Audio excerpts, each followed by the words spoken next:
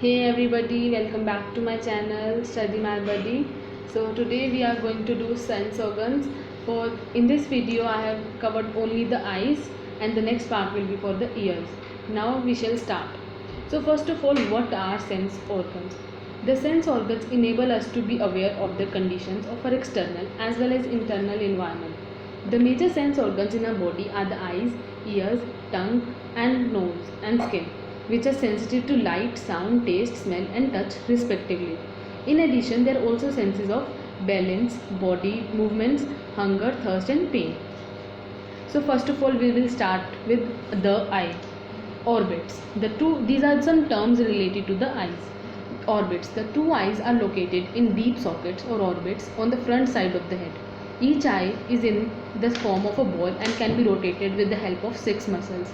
Eyelids. The upper and the lower movable eyelids protect the outer surface of the eyes and can shut out light. Eyebrows.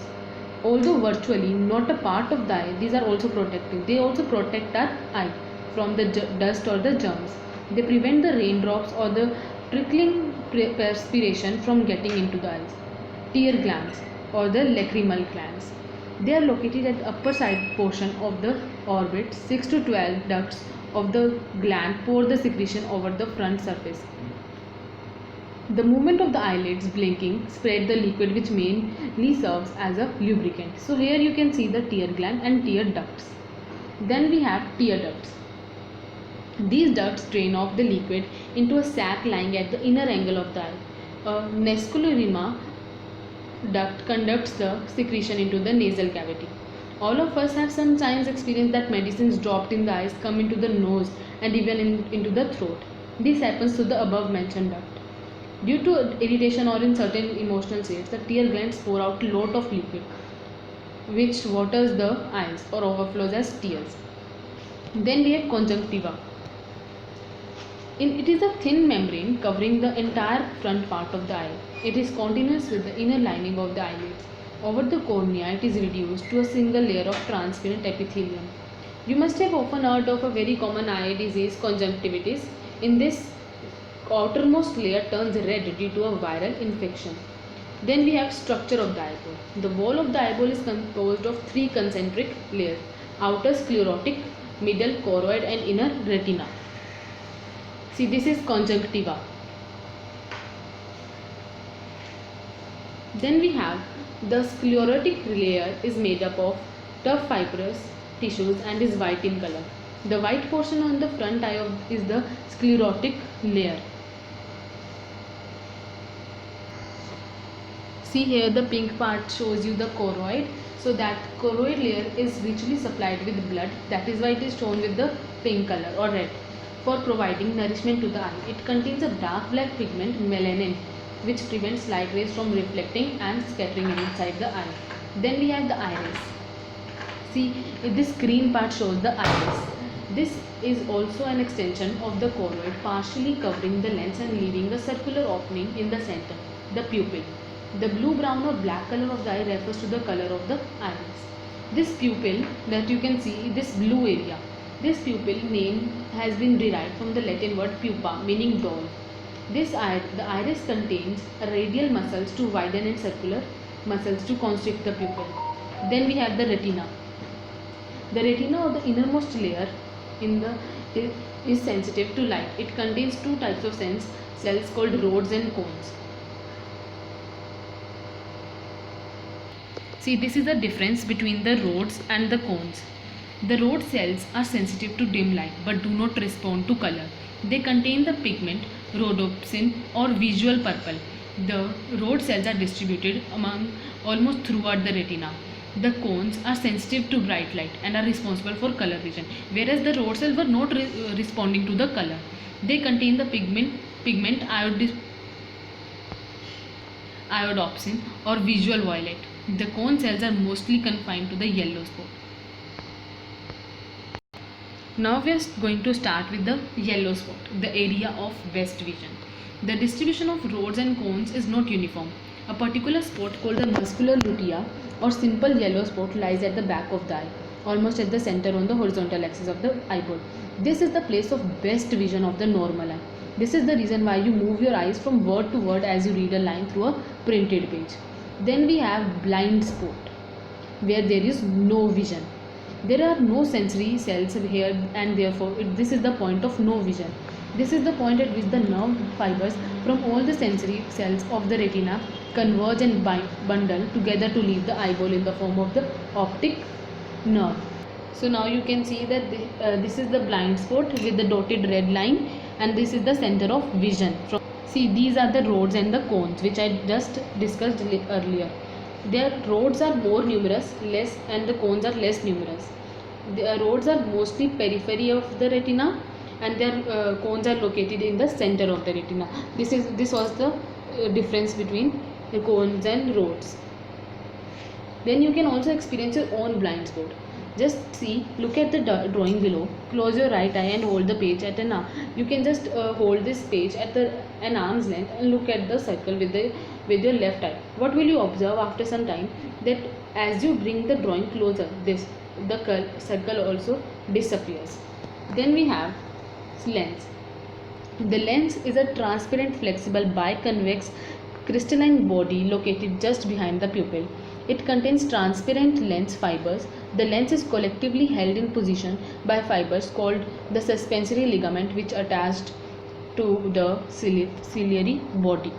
So now we have two chambers of the eyes. One is aqueous and the second is vitreous chambers. The aqueous chamber is the front chamber between the lens and the cornea. It is filled with a clear watery liquid called aqueous humor. The aqueous humor serves in two ways. Keeps the lens moist and protects it from physical shock. It refracts the light also. Then we have vitreous chamber, is the larger cavity of the eyeball behind the lens. It is filled with the transparent jelly-like thicker fluid called vitreous humor. See, you can also see here that this is the vitreous humor, and it serves two functions. It helps in keeping the shape of the eyeball, and it also protects the retina and its nerve endings. And you also know that aqueous humor and the vitreous humor are non-circulating fluids. Now we have light and dark adaptation. When you pass from a brightly lighted area to a dark room, you experience difficulty in seeing objects for a short while. This you can experience in your house also. Slowly your vision is improved. This improvement is called dark adaptation. This changes is due to the degeneration of the visual purple or rhodopsin, the pigment of the rods, which was earlier broken down due to bright light, and dilation of the pupil, permitting more light to enter the eyes. Then we have when a person with dark adapted eyes move to a brightly lighted area, as in coming out of a cinema hall after the noon show, he experiences a dazzling effect for a short period. After a few seconds he comes back to normal viewing through light adaptation. This you can also see when you come from a cinema outside. Then this adaptation is due to the reverse of the previous changes. This is the visual purple of the rods is bleached, reducing their sensitivity, and the pupil constricts to reduce the amount of light entering the eyes. Sometimes people also have color vision deficiency. This is possible only through cones of the retina, which are stimulated only in bright light. You cannot make out the red, violet or purple flowers in a garden on a moonlight night, because then only the rods function and not the cones. So you need to have both the rods and the cones functioning properly. Now you can see here also that this is a test for color vision. If you can see the number 74, then you are normal person. You do not have color vision deficiency. But if you can't, then yes, you are having a color deficiency vision. Near or short sightedness, that is myopia, is a condition in which the near objects can be seen clearly while the distant objects appear blurred. In it, the image of distant object is formed in the front of the retina. There may be two reasons for this. They are eyeball is lengthened from front to back, or the lens is too curved. Then we have astigmatism, is a defect in which some parts of the object are seen in focus while others are blurred. It arises due to the uneven curvature of the cornea. This is corrected by cylindrical lenses. Now you can see that this is a healthy eye which is functioning properly, and this is the eye with the astigmatism. This is a difference. there is irregular lens, but here we have lens, proper lens. Then we have normal and presbyopia eye. Then it is a condition affecting older people only who cannot see near objects clearly. Their lens loses flexibility, resulting in a kind of far-sightedness. This again is corrected by a convex lens. In the generally only the old people have far-sightedness, whereas small children have short-sightedness, that is myopia. Then we have cataract. This is a difference that you can see that this cataract eye is having very lesser area for the view, but this normal eye is having wider view. Now we will study about it. It is a condition in which the lens turns opaque and the vision is cut down even to total blindness. It can be corrected by surgically removing the lens and by using the spectacles with highly convex lens. C diagram shows you the hyperopia condition. It is a condition in which there is a difficulty in seeing near objects.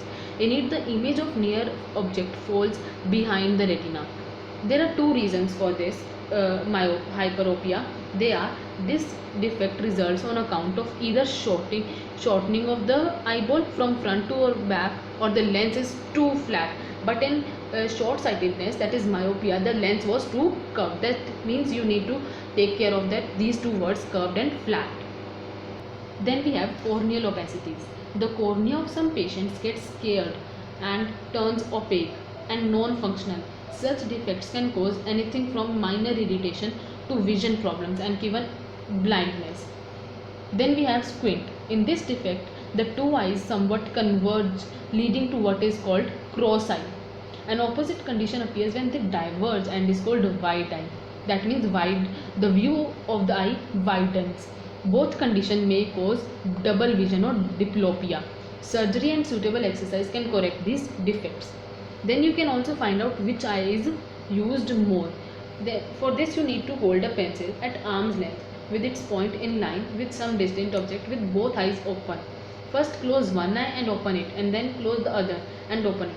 With one close, the pencil will seem to jump sideways and not with the other. This shows that the other eye was used to line up the pencil, and that is the one you use more. So this was the experiment that you can perform in your households. With this we come to an end of the today's topic. Thanks for watching, and the B part of this chapter will be coming soon on this channel. So be alert, and don't forget to like, subscribe and share my channel.